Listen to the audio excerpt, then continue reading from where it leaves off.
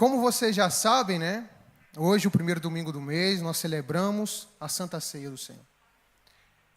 E ao pensar sobre esse assunto, muitas coisas me vieram à cabeça. A primeira delas é que muitas das vezes nós não compreendemos realmente o que é este dia. Eu, com minhas palavras, eu poderia dizer que este dia é o ápice da doutrina cristã. Você, como cristão, um dos dias mais importantes para você colocar no seu calendário é o dia da Santa Ceia. Sabe por quê, irmãos? Porque não haveria Santa Ceia se não houvesse o Cristo. Não haveria motivo para ceiarmos como corpo se não houvesse o Cristo. E essa mensagem que o Senhor trouxe para mim e eu queria partilhar convosco é de que a Santa Ceia, a comunhão do corpo de Cristo, exalta quem o Senhor é. Por isso, não o faça indignamente. Não tenha a Santa Ceia do Senhor como somente mais um dia, ou como infelizmente muitos pensam que é como se fosse um pé de coelho que ele vem no começo do mês, para fazer com que o diabo o resto do mês não vá atrás dele. Irmãos, a Santa Ceia foi instituída por Jesus Cristo, nosso Senhor. Não foi algo que os discípulos começaram a fazer, foi o próprio Cristo que ensinou. Em João, no capítulo 6, versículo 56, a palavra de Deus diz: quem comer a minha carne e beber o meu sangue, permanece em mim e eu nele. O ato de ceiarmos como corpo, a Santa Ceia do Senhor, faz com que eu e você tenhamos parte com Ele. Porque quem não comer do meu corpo e não beber do meu sangue, são as palavras de Jesus. Sabe, irmãos, e muitas das vezes nós estamos na igreja, participamos de ministérios, somos líderes e aquela coisa toda, o praxe. Mas, infelizmente, nós vamos deixando a sã doutrina de lado. Muitas das vezes a palavra até doutrina, às vezes até nos dá um arrepio do tipo, ai que religiosidade, que fundamentalista. Mas a verdade é que a igreja não teria durado até hoje se não fosse a sã doutrina. E o meu convite para você hoje, nessa manhã, é de que existe um convite do Senhor para você. E esse é o tema da nossa mensagem. Há um convite de Deus para você nessa manhã. Eu gostaria que você pudesse estar bem atento à mensagem que nós iremos partilhar. E eu não poderia começar a dizer a respeito da Santa Ceia, sem o dia da inauguração da igreja. Porque eu não sei se vocês sabem, mas no dia que a igreja do Senhor foi inaugurada, houve comunhão entre os irmãos. Houve uma Santa Ceia. Gostaria que nós pudéssemos abrir em Atos capítulo 2. Atos capítulo 2, a palavra de Deus diz: ao cumprir-se o dia de Pentecostes, estavam todos reunidos no mesmo lugar. De repente, veio do céu um som como de um vento impetuoso e encheu toda a casa onde estavam assentados. E apareceram distribuídos entre eles línguas como de fogo, e pousou sobre cada um deles. Todos ficaram cheios do Espírito Santo e passaram a falar em outras línguas, segundo o Espírito lhes concedia que falassem. Ora, estavam habitando em Jerusalém judeus homens piedosos, vindos de todas as nações debaixo do céu. Quando, pois, se fez ouvir aquela voz, afluiu a multidão que se possuiu a perplexidade, porquanto cada um os ouvia falar na sua própria língua. Estavam, pois, atônitos e se admiravam, dizendo: vede, não são porventura galileus todos esses que aí estão falando?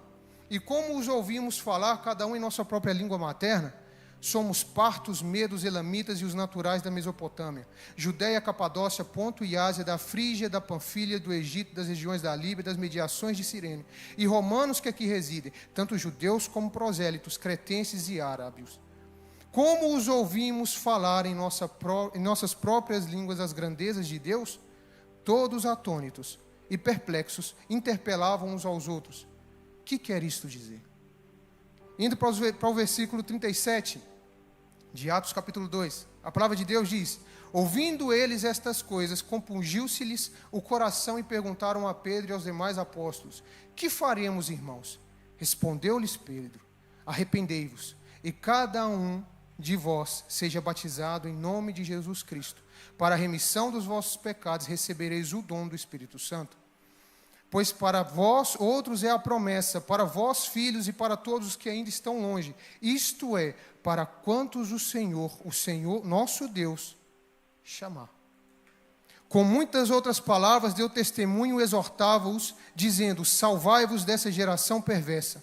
Então, os que lhe aceitaram a palavra foram batizados, havendo um acréscimo naquele dia de quase 3.000 pessoas, e perseveravam na doutrina dos apóstolos e na comunhão do partir do pão e nas orações. Em cada alma havia temor e muitos prodígios, e sinais eram feitos por intermédio dos apóstolos. Todos os que creram estavam juntos e tinham tudo em comum. Então, em Atos, no capítulo 2, nós podemos ler que Deus nos chamou para ceiar. Mas antes de falar a respeito disso, há uma pergunta a ser feita. Que convite foi esse? Qual foi essa mensagem que chegou àquelas pessoas que os fizeram ter essa decisão? Mas antes disso, é importante a gente entender o contexto de Atos, capítulo 2. Primeiro é saber quem escreveu o livro de Atos. Quem escreveu o livro de Atos foi Lucas, o médico. O mesmo que escreveu o Evangelho de Lucas. Lucas escreve para Teófilo. E Lucas, por ser médico, e não somente isso, o Evangelho de Lucas e até mesmo o livro de Atos dos Apóstolos, ele tem uma historicidade muito importante, não somente para a fé cristã, como para a história no comum. Devido às datações que o livro de Lucas tem. Um exemplo, Lucas capítulo 3, versículo 2, a palavra de Deus diz o seguinte: Lucas ele faz uma denúncia sobre a religiosidade corrompida naquela altura. Lucas capítulo 2, versículo 2, ele diz o seguinte, que Anás e Caifás eram o sumo sacerdote. Mas isso é incoerente, porque no livro de Levíticos a gente vê que somente um podia ser o sacerdote, o sumo sacerdote. E sendo Anás e Caifás sogro e genro, havia ali uma corrupção religiosa naquela altura. Então Lucas ele escreve muito descritivo todos os acontecimentos. E ele começa a dizer que no dia de Pentecostes. Sabe, irmãos, por muito tempo eu acreditei que o dia de Pentecostes é o dia que o Espírito Santo desceu sobre os discípulos. Por muito tempo eu acreditei que Pentecostes existia por causa da descida do Espírito Santo. E a grande verdade é que não. Pentecostes, ele existe desde Levíticos capítulo 23. Em Levíticos capítulo 23, o próprio Deus instrui a Moisés para instruir o povo as festas que eles haveriam de ter. Sabe, antes de se chamar Pentecostes, em Levíticos capítulo 23, essa festa era conhecida como Shavuot, que significa a festa da primeira colheita. Em Levíticos 23, ele nos fala sobre 7 festas, o qual no livro de Esdras, depois do exílio babilônico, Esdras vai instituir essas 7 festas como uma doutrina a ser seguida, a tradição judaica, o qual todos deveriam festejar essas 7 festas. E no Novo Testamento nós olhamos para essas 7 festas que foram sombras de Jesus. E as 7 festas são a Páscoa, a festa dos pães asmos, a festa da primícia e o Shavuot, a festa da primeira colheita. Essas 4 primeiras festas Jesus cumpriu em vida ainda, porque Ele é a nossa Páscoa, Ele é o Cordeiro perfeito. A festa dos pães asmos é para lembrar o maná que desceu do céu. Jesus é o pão que desceu do céu. Ele é a nossa primícia, Ele foi o primeiro entre todos. Jesus, Ele é a nossa primeira colheita. Foi Ele que foi o primeiro a ser recolhido pelo Senhor. e sentou à direita de Deus, e por isso hoje nós temos acesso ao Pai. As outras 3 festas Jesus cumprirá na sua vinda gloriosa. Que a primeira delas é a festa das trombetas, quando tocará a trombeta. Nós que estamos em Cristo Jesus ouviremos e saberemos que é o dia da vinda dele. Depois nós temos o dia da expiação, que é o Yom Kippur, o dia que todo o pecado será exterminado da humanidade. E depois nós temos a última festa, que é a festa dos tabernáculos, o qual Deus habitará na Nova Jerusalém, no centro, e nós habitaremos com ele. Então em Levítico 23, as 7 festas são uma sombra daquilo que Cristo viria cumprir. E a partir disso,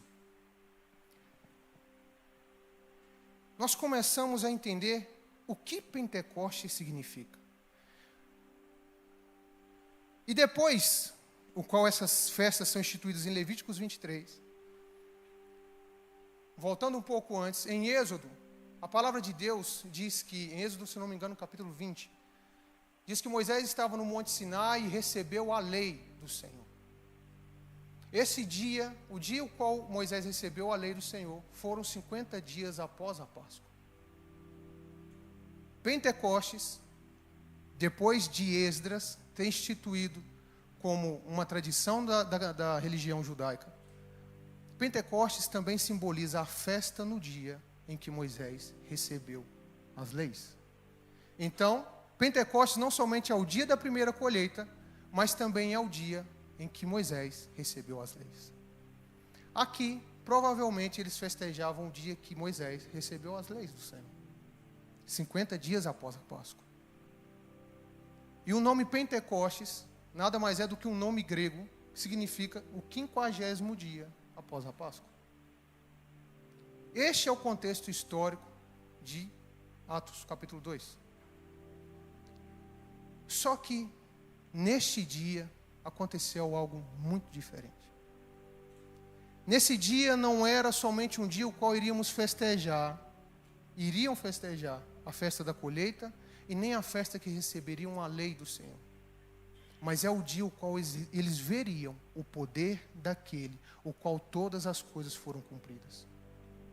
Nós ouvimos, nós cantamos que todas as coisas foram feitas para ele, por intermédio dele, e voltarão para ele.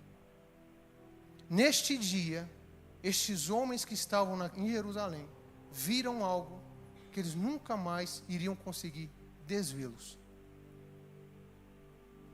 Sabe, irmãos, nesse dia, no dia de Pentecostes, em Atos capítulo 2, houve o derramar do Espírito Santo. E muito diferente de João capítulo 20, o qual os discípulos receberam o Espírito Santo por um soprar de Jesus, em Atos capítulo 2, eles foram empoderados pelo Espírito Santo. O qual todos que viam ficavam assustados e se perguntavam uns aos outros: o que esses homens estão fazendo? Por acaso, às 9 horas da manhã, eles já estão embriagados? Mas houve um derramado do Espírito Santo. Houve algo que aqueles homens e mulheres nunca ouviram falar. E a minha pergunta ainda continua sendo: que mensagem eles ouviram? E é muito interessante ver a palavra do Senhor, porque a partir daí eu te faço uma pergunta. Nós sabemos que o dom do Espírito Santo em Atos capítulo 2 foi o falar em línguas. A minha pergunta é: o dom estava em quem falou ou em quem ouviu? Porque se nós olharmos da ótica do texto, a Bíblia diz no versículo 4 que eles falavam as línguas o qual o Espírito lhes concedia. O que nos dá a entender que talvez eles não entendiam aquilo que eles estavam falando. Irmãos, o contexto daqui é que o judeu mais bobo aqui falava pelo menos e escrevia em 3 línguas: o hebraico, o aramaico e o grego. Então, se eles falavam em línguas o qual o Espírito lhes concedia, provavelmente eles não entendiam o que eles estavam falando. Mas no versículo 7, a palavra de Deus diz o seguinte: que esses judeus piedosos que se nós formos contar a quantidade de lugares, de pessoas que representavam lugares ali, eram pelo menos 17. A quantidade de pessoas que ouviram, no versículo 7 diz o seguinte: como podem esses galileus falarem na nossa língua materna? Então nós entendemos que não era nem hebraico, nem aramaico, provavelmente nem grego. Eram na língua materna de cada um. Então, o dom foi de quem falou ou foi de quem ouviu? Eu defendo que foram os dois. E se eu defendo que foram os dois, para quê?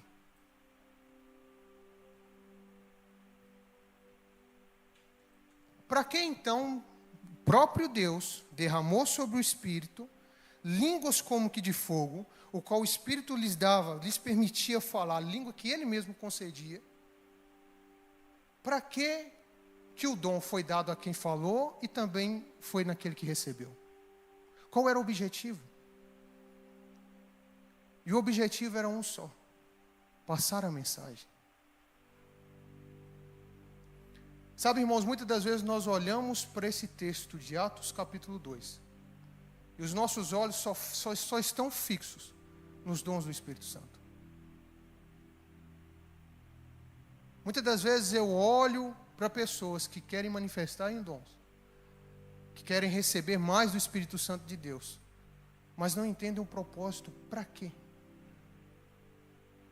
Em 1 Coríntios, a partir do capítulo 12 até o capítulo 14, Paulo explicitamente ele fala sobre os dons recebidos pelo Espírito Santo de Deus. E ele diz que o maior entre eles é o amor. E em 1 João diz que nisto conheceremos o amor, porque Deus entregou o seu Filho para resgate de muitos. Sabe, irmãos, Paulo ele continua a dizer que os dons são para a edificação do corpo. E o corpo não somente o nosso, mas o de Cristo, a igreja. E sabe como é que a igreja fica forte? Alguém sabe ou não? Não é somente manifestando dons e milagres, é trazendo vida nova, é levando salvação. O corpo de Cristo só fica forte no momento em que nós cumprimos o mandamento do Senhor: levar salvação aos que estão perdidos. Porque esse é o convite de Deus. O convite do Senhor é ceiarmos com Ele. O convite do Senhor é que eu e você, quando nós comemos o pão, tomamos o cálice, nós permanecemos nele.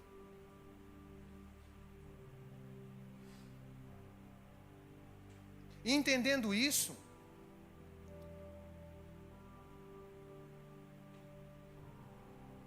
nós podemos ler o testemunho que Pedro fala, mas a mensagem principal do que Pedro fala é o seguinte: existe um homem chamado Jesus. Ele é o cumprimento das profecias dos apóstolos, dos profetas e da lei de Moisés. Nele foram cumpridas todas as coisas. E nós temos acesso a Deus, porque Ele morreu e ressuscitou. A mensagem que Pedro nos traz não é somente uma mensagem de um homem que morreu, mas que ressuscitou. A mensagem que Pedro e todos os 11 discípulos receberam por falar em línguas estranhas foram para dizer que Jesus morreu e ressuscitou. E por isso hoje eu e você podemos ceiar à espera que Ele volte. Mas sabe qual que é o problema? É que aqueles homens receberam línguas diferentes. Mas muitas das vezes eu e você queremos receber dons de Deus por causa de um egoísmo próprio. É porque eu sei fazer, eu sei dar uma palavra de conhecimento. Eu tenho visões, eu oro, recebo sonhos, eu ponho as mãos e os enfermos são curados. Eu tenho palavra de conhecimento, eu falo e os demônios são expelidos e por aí vai embora. A minha pergunta é, quando que a sua boca foi aberta para falar da salvação que há em Jesus Cristo? Quando você usou a sua própria língua para dizer o seguinte: escute, há um homem que morreu e ressuscitou. Não há tribulação que você passará que ele já não conquistou a vitória. Há uma ceia preparada para você.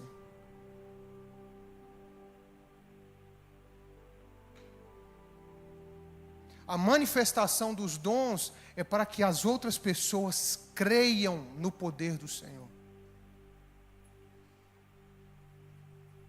O dom que recebemos do Espírito Santo de Deus é para a confirmação do Evangelho. Em Romanos capítulo 1, versículo 16, diz que o Evangelho é o poder de Deus para a salvação de todo aquele que nele crê. Então, meu irmão, não existe nenhum dom mais poderoso do que o Evangelho. Ver paralítico andar é uma bênção, é maravilhoso. Ver irmãos que sofrem de depressão, anos e anos da sua vida serem libertos, é maravilhoso. Verem pessoas endemoniadas sendo libertas é maravilhoso. Mas não existe coisa mais maravilhosa do que ver um perdido entregando a sua vida a Jesus. Pois a parábola de Lucas 15 fala que este meu filho estava morto e hoje voltou a viver. Como o João falou aqui na semana passada, se o seu coração não se alegra porque o irmão volta para casa, meu irmão, você não é filho do mesmo pai. Porque nessa parábola nos falam de 3 irmãos. O mais novo que foi embora, o mais velho que ficou e reclamou, e o terceiro que estava contando a história. Filhos do mesmo pai. E a minha pergunta para você ainda nessa manhã: esta mensagem, você já ouviu?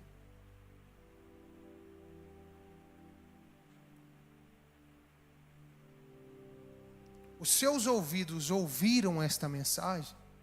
Você hoje está aqui para ceiar com o Senhor porque os seus ouvidos ouviram essa mensagem?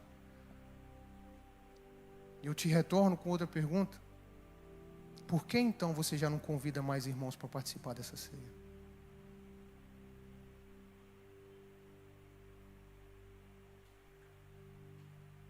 E não somente em Atos 2, a gente pode fluir para muitos outros textos. Por exemplo, a Bíblia vai dizer o seguinte, que quando a mulher derrama o perfume nos pés de Jesus, o texto de João dá um nome a quem falou, né? Que é Judas o Iscariote, que estava lá, que ele tomava conta da bolsa, né? Que davam ofertas para o ministério itinerante de Jesus.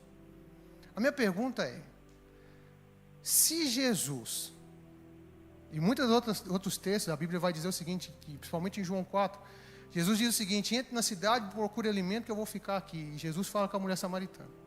A minha pergunta para você é, para que Jesus precisava de uma bolsa com dinheiro, mandava os discípulos comprar pão, se ele multiplicava pão e peixe?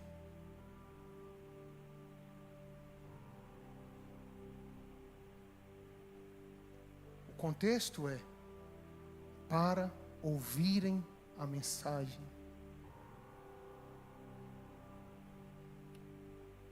Os milagres que Jesus fez foi para que eles ouvissem a mensagem do reino de Deus.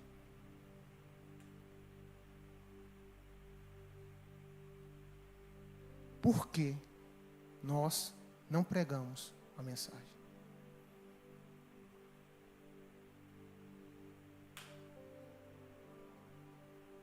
Eu nem digo o porquê nós não pregamos, o porquê que nós modificamos essa mensagem. Por que nós adaptamos essa mensagem?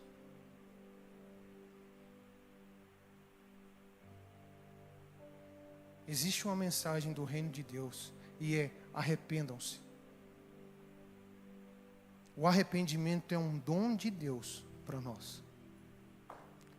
Há uns tempos atrás eu falei sobre isso, irmãos. Se nós entendêssemos a graça que é o arrependimento, nós só podemos nos arrepender porque o arrependimento também Deus que nos deu.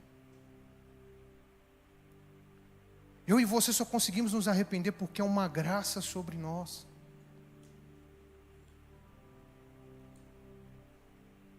Então que nós possamos manter os nossos olhares fixos naquele que é e sempre será. E essa é a mensagem, o qual eu e você recebemos. Porque eu acredito que quem está aqui, se calhar, um dia ouviu o evangelho de alguém. Ou há alguém aqui que ouviu o evangelho da mesma forma que Paulo ouviu? Não, né? Mas quem aqui teve uma mãe que pregou o evangelho para ele? Uma tia, uma avó, um pastor, um amigo, que um dia você ouviu um evangelho, uma boa notícia, e não um bom conselho como se salvar, mas uma boa notícia em que tudo já está feito e há uma mesa preparada para você.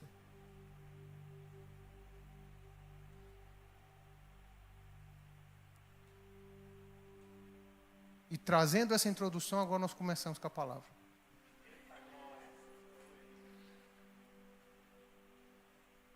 E agora eu te faço uma pergunta.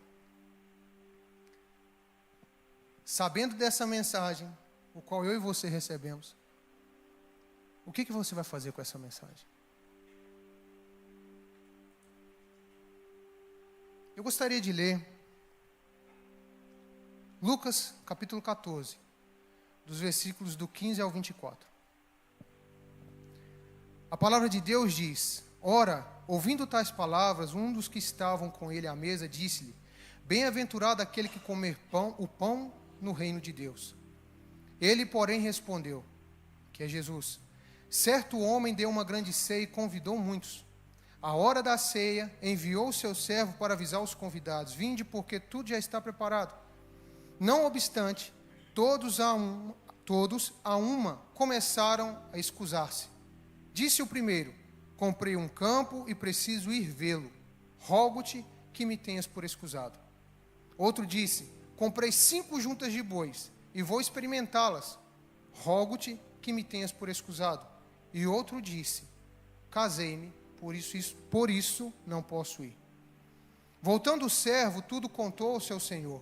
Então, irado, o dono da casa disse a seu servo: Sai depressa para as ruas e becos da cidade e traze para aqui os pobres, os aleijados, os cegos e os coxos. Depois lhe disse o servo: Senhor, está feito tudo como mandaste, e ainda há lugar. Respondeu-lhe o Senhor: Sai pelos caminhos e atalhos, e obriga a todos a entrar, para que fique cheia a minha casa. Porque vos declaro que nenhum daqueles homens que foram convidados provará da minha ceia. Sabe, para nós termos compreensão dessa parábola que Jesus fala, nós temos que entender todo o texto de Lucas 14. Lucas 14, ele começa por dizer o seguinte: que Jesus estava na casa de um dos grandes fariseus, num sábado, a ter comunhão com eles. Lá tinha um homem hidrópico, que hoje a gente conhece como, talvez mais traduzido como insuficiência renal. Provavelmente o homem estava sentado, tinha uma grande barriga, porque retém muita água. Dona Débora é enfermeira, sabe explicar melhor que eu. Mas num sábado, durante a refeição, Jesus olha para aquele homem, os fariseus não dizem nada. Jesus diz o seguinte: porventura, alguém tem algo contra eu curar este homem? Parafraseando. Todos ficam assim calados, não falam nada. Então Jesus vai e cura o homem. E então Jesus dá uma parábola e fala a respeito do porquê que eles estavam assentados, da forma como estavam assentados. E ele diz o seguinte: olha, se vocês vão fazer um jantar, e chamam somente os vossos amigos, e vocês colocam aqui nas melhores posições aqueles que têm uma autoridade, isso não é uma comunhão de verdade. E então, um daqueles homens, que se calhar não era qualquer um, por estar ali, mas um daqueles homens vira para Jesus e diz o seguinte: bem-aventurado é aquele que comer o pão do reino de Deus. Sabe, irmãos, eu não sei mas todas as vezes que eu olho para esses textos e encontro um homem sequer que consegue olhar para Jesus e reconhecer Ele como Senhor, como Messias, o meu coração queima. Porque não foi pelos milagres, não foi por aquilo que Ele fez, mas foi por aquilo que Ele escutou, de que bem-aventurado é aquele que comer o pão do reino de Deus. Então Jesus, ele pega e responde com outra parábola. E entender o contexto dessa parábola é muito importante, porque a parábola começa, Jesus começa a dizer o seguinte: olha, havia um senhor que ele fez uma grande ceia e convidou pessoas. 3 dessas pessoas, que se calhar junto com elas haveriam muitas outras pessoas, porque o fato delas não irem abre espaço para tanta gente. Logo daí a gente já entende isso. E depois a parábola começa a dizer que 3 desculpas foram dadas. Um comprou um terreno, o outro comprou 5 juntas de bois, o outro casou e não podia ir. Então essas pessoas foram convidadas. Elas, por terem tudo isso, tinham money. E então o Senhor irado. É por isso que a parábola fala de Deus, né? Porque se fosse eu, isso acontecia, eu não ia chamar ninguém, eu ia comer tudo. Eu falei assim, irmão, não vou chamar mais ninguém, nunca mais. Mas a parábola diz o seguinte: o Senhor ficou irado e disse assim para o seu servo: vá para os becos e chame quem? Os aleijados, os coxos, os cegos, aqueles que eram deficientes. Porque pediam esmola, com certeza. Não tinham o que comer a todo tempo. Então, eles mandam chamar esse pessoal e falam: agora senta aí, podem comer à vontade. E não satisfeito, o servo diz para ele assim: olha, Senhor, mas ainda há lugar. Não somente lugar na mesa, mas provavelmente também dá comida de sobra. Então ele diz assim: vá para os caminhos estreitos e pelos atalhos, e mande-os vir aqui. Provavelmente Jesus estava falando de ladrões, de arruaceiros. Até aumentou aqui o microfone, caraca. E de pessoas que se calhar eram da pior espécie que havia naquele lugar. E ele diz o seguinte: olha, há um convite para você.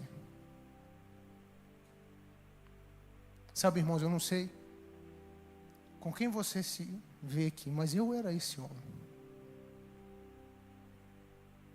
Eu era esse homem que habitava em atalhos e caminhos estreitos. E um dia me chegou uma mensagem, um convite que haveria uma mesa preparada para mim, o qual eu não tinha bens materiais para trocar, o qual eu não tinha nada para dar em troca, dizer o seguinte: não, eu tenho uma boa desculpa para não ir. Não, eu não tenho nada.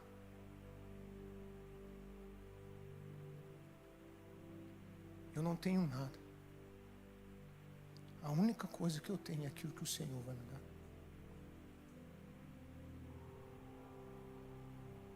E quando eu digo isso, irmãos, eu não digo de alimento, eu digo do pão do reino de Deus. Olhando para essa parábola, nós temos 2 mensagens muito importantes. Você que ainda não conhece Jesus Cristo como seu Senhor e Salvador, escute essa mensagem nessa manhã. Há uma mesa preparada para você. Talvez você está aleijado, talvez você tenha alguma doença, algo que te impede de chegar ao Senhor. Mas escute, existe uma mesa preparada para você.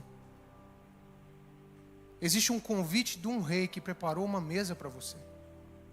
E talvez você que está distante dos caminhos do Senhor, você que anda por becos e atalhos,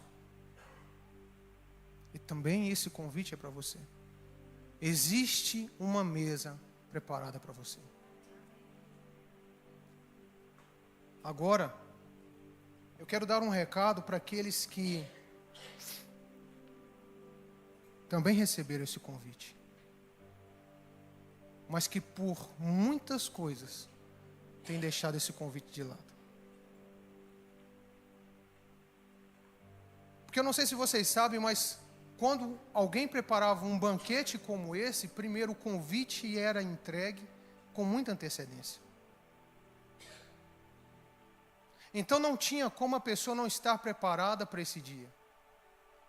E as desculpas que esses homens dão são as mais esfarrapadas possíveis. O primeiro diz o seguinte: olha, eu comprei um terreno e por isso eu tenho que ir lá vê-lo. Quem em sã consciência compra um terreno sem ver?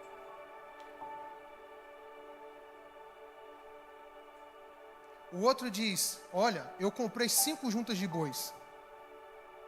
Eu tenho que ir testá-los. Meu irmão, se você vai comprar animais para o trabalho, como é que você compra sem testar ele antes?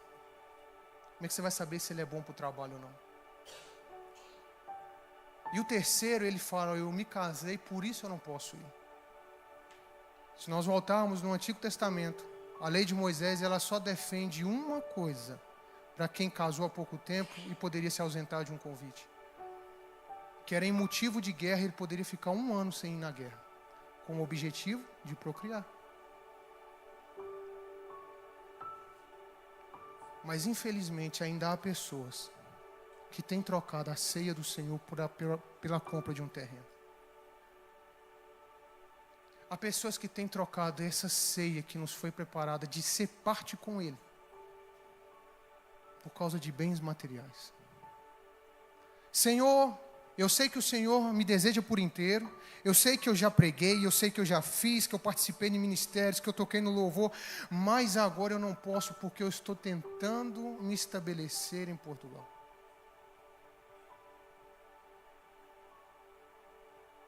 Senhor, eu preciso de terminar de pagar minha casa, não consigo agora.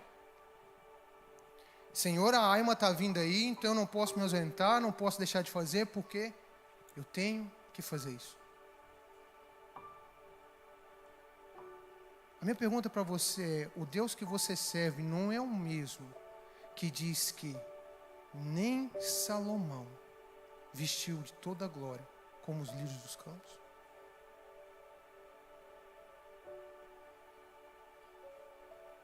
Ou por acaso nós queremos saber mais do que o Senhor? É como Deus a falar com Jó: por acaso, onde você estava quando eu fiz os fundamentos, os firmamentos da terra? Você estava lá quando eu criei os animais? E o terceiro, que muitas das vezes a gente acha que está fazendo a coisa certa, mas está fazendo errado. A gente tem colocado a família à frente do chamado do Senhor. Meu irmão, eu não tenho nada contra você edificar a sua família, mas edifique a sua casa sobre a rocha. Mostre aos seus filhos que o melhor lugar que ele pode estar é na presença do Senhor.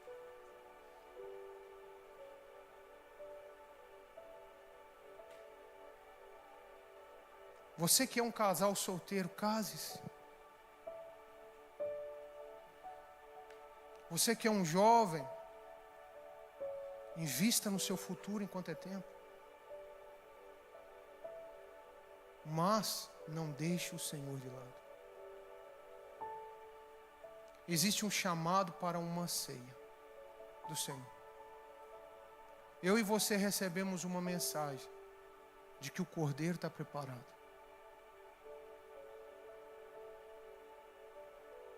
Eu e você recebemos uma mensagem de que nós fomos convidados para uma ceia. Não coloque nada à frente desse convite.